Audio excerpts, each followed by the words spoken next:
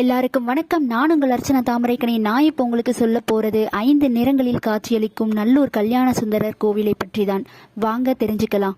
சிவபெருமான் வசிக்கும் கைலை மலைக்கு சமமாக இந்த கோவில் விளங்குகிறது.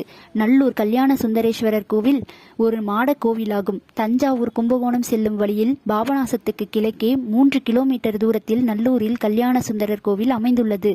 திருஞான சம்பந்தர், திருநாவுக்கரசர் ஆகியோரால் தேவார பாடல் பெற்ற இந்த கோவில் மூர்த்தி, தலம், தீர்த்தம் ஆகிய 3லும் சிறந்தது. இத்தலத்து இறைவன் பஞ்சவர்ணேஸ்வரர் தன் லிங்க திருமேனியின் நிறத்தை தினமும் பகல் பொழுதில் 5 முறை மாற்றி காட்சி தருகிறார். லிங்க திருமேனியின் நிறம் 6 நாளிகைக்கு, அதாவது 144 நிமிடத்திற்கு ஒரு முறை மாறுகிறது. முதல் 6 நாளிகையில் தாமிர நிறம், அடுத்த 6 முதல் 12 நாளிகையில் இளம் சிவப்பு, அடுத்து 12 முதல் 18 நாளிகையில் தங்கம், அடுத்து 18 முதல் 24 நாளிகையில் நவரத்தின பச்சை, அடுத்து 24 முதல் 30 நாளிகையில் இன்ன நிறமென்று கூற இயலாத தோற்றத்தில் நிறம் மாறி பஞ்சவர்ணமாக காட்சி தருகிறார். இந்த அதிசய சம்பவம் இன்றும் அந்த கோவிலில் நடந்து சிவபெருமான் வசிக்கும் கைலை மலைக்கு சமமாக இந்த கோவில் விளங்குகிறது. இதை விளக்கும் வகையில் வடபார் கையிலையும் தென்பால் நல்லூரும் தம் வாழ்பதியே என்று திருநாவுக்கரசர் தன் பாடலில் குறிப்பிட்டுள்ளார். கும்பகோணத்தில் 12 ஆண்டுகளுக்கு ஒரு முறை மகாமக விழா நடைபெறும். அப்போது நாடு முழுவதும் இருந்து மக்கள் அனைவரும் கும்பகோணத்துக்கு வந்து மகாமக குளத்தில் புனித நீராடுவது வழக்கம். கும்பகோணம் மகாமக குளத்துக்கு இணையாக திருநல்லூர் கல்யாண சுந்தரர் கோவில் உள்ள சப்த சாகரம் என்ற குளம் மிகவும் சிறப்புடன் விளங்குகிறது. ஆண்டுதோறும் மாசி மாதத்தில் இந்த தீர்த்தம் சிறப்பு பெற்று விளங்குவதை மகம் பிறந்தது நல்லூரில், மகாமகம் பிறந்தது கும்பகோணத்தில் என்ற பழமொழி உணர்த்துகிறது.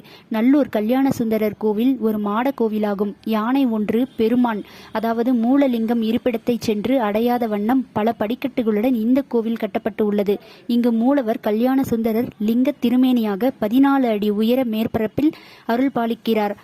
அம்பாளின் பெயர் கிரி சுந்தரி. இந்த பெரிய மாடக்கோவிலை திருஞான சம்பந்தர் மலைமல்கு கோவில், வான மருங்கோவில், வான்தேயும் கோவில் என பாடியுள்ளார். 2 திருச்சுற்றுகளையுடைய இந்த கோவில் 316 அடி நீளமும் 228 அடி அகலமும் கொண்டது. இந்த கோவிலின் முன்கோபுரத்தில் ஒரு மாடத்தில் அதிகார நந்தி, பிள்ளையார், கொடிமரம், பலிபீடம், இடபதேவர் ஆகியவையும் சற்று தெற்கில் அமர்நீதி நாயனாரது வரலாற்றில் தொடர்புடைய 4 கால்களுடன் கூடிய அழகிய தராசு மண்டபமும் உள்ளன. தெற்கு வெளிச்சுவற்றில் அஷ்டபுஜமாகலி தேவியின் சன்னதி அமைந்துள்ளது. மகாகாளி 8 கைகளுடன் சூலாயுதம் தாங்கி அமைந்துள்ள கோலத்தில் உள்ளார். 2வது கோபுர வாசலை கடந்து சென்றால் இத்தலத்து விநாயகரான காசி பிள்ளையார் உள்ளார். தென்மேற்கு மூலையில் 7 மாதர்களாகிய அபிராமி, மகேஸ்வரி, கௌமாரி, நாராயணி, வாராகி, இந்திராணி, காளி ஆகியோருடன் விநாயகர் அருள்பாலிக்கிறார். உள்வடக்கு திருச்சுற்றில் சம்பந்தர், அப்பர், சுந்தரர் மற்றும் பெருமானை வணங்கும் கோலத்தில் பாண்டவர்களின் தாய் குந்தி தேவியும், அடுத்து இத்தலத்துக்கு வந்து முக்தி பெற்ற அமர்நீதியார் சிலை வடிவங்கள் உள்ளன. இவர்களுக்கு எதிரில் சண்டேஸ்வரர், துர்கை அம்மன் சன்னதிகள் உள்ளன.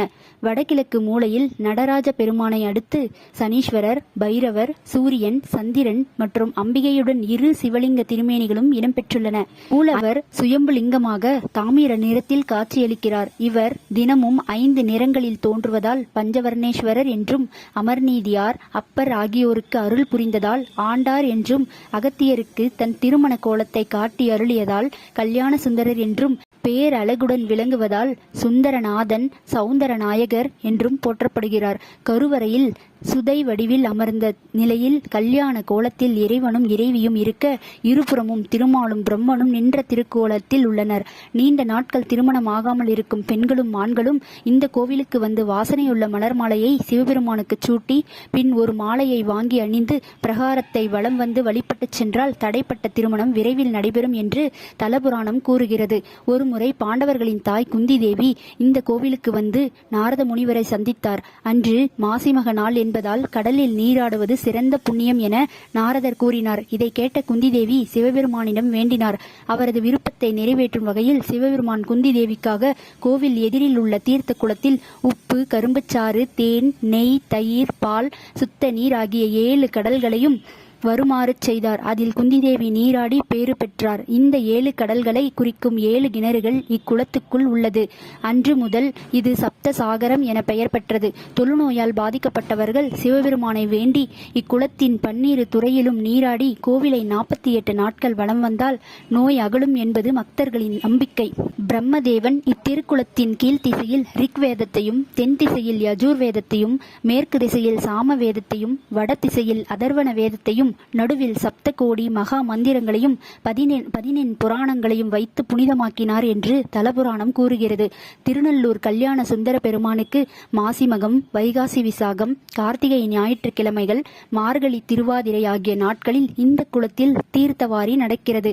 கொடிய அரக்கனாகிய இரணியனை கொல்ல நரசிம்ம வடிவம் வேண்டி திருமால் இத்தலத்துக்கு வந்து தவம் இருந்தார். அப்போது இத்தல இறைவன் தோன்றி நரசிம்ம வடிவத்தை திருமாலுக்கு அளித்தார்.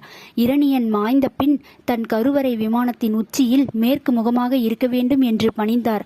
அந்த வடிவத்தை இன்றும் இந்த விமானத்தில் காணலாம். பெருமாள் கோவில்களில் தரிசனம் செய்யும் பக்தர்களுக்கு திருமாலின் திருவடியை நினைவு கூறும் விதத்தில் சடாரி தலையில் சூட்டுவது வழக்கம். சிவாலயங்களில் இந்த வழக்கம் இல்லை. இருப்பினும் நல்லூரில் சிவபெருமானின் திருவடி பதிக்கப்பெற்ற சடாரியை தரிசனம் செய்ய வரும் பக்தர்களுக்கு சூட்டும் வழக்கம் இன்றும் இருந்து வருகிறது. இக்கோவிலில் வைகாசி விசாக சப்தசன் விழா, ஆனி மாதம் அமர்நீதியார் விழா, மார்கழி மாதம் 10 நாள் திருவெம்பாவை விழா, திருவாதிரை தரிசனம், மாசிமக விழா ஆகிய விழாக்கள் சிறப்பாக கொண்டாடப்படுகிறது. இக்கோவில் திருவாவடுதுறை ஆதீனத்திற்கு சொந்தமான கோவிலாகும். தஞ்சையில் இருந்து கும்பகோணத்துக்கு செல்லும் வழியில் பாபநாசம் அருகே நல்லூர் பகுதியில் கல்யாண சுந்தரர் கோவில் உள்ளது. இந்த கோவிலுக்கு செல்ல தஞ்சையில் இருந்தும் கும்பகோணத்தில் இருந்தும் பஸ் வசதி உள்ளது. சென்னையில் இருந்து இந்த கோவிலுக்கு வர விரும்பும் பக்தர்கள் ரயில் மூலம் கும்பகோணத்திற்கு வந்து அங்கிருந்து பஸ் அல்லது கார் மூலம் பாபநாசம் அருகே உள்ள நல்லூருக்கு வந்து கல்யாண சுந்தரரை தரிசனம் செய்யலாம். 5 நிறங்களில் நிறம் மாறும் திருநள்ளூர் கல்யாண சுந்தரர் பற்றிய தகவல் உங்களுக்கு பிடிச்சிருந்தா நம்ம ஏடிஎஸ் ஹாப்பி வேர்ல்டு சேனலை சப்ஸ்கிரைப் செய்து கொள்ளுங்கள். தேங்க்யூ.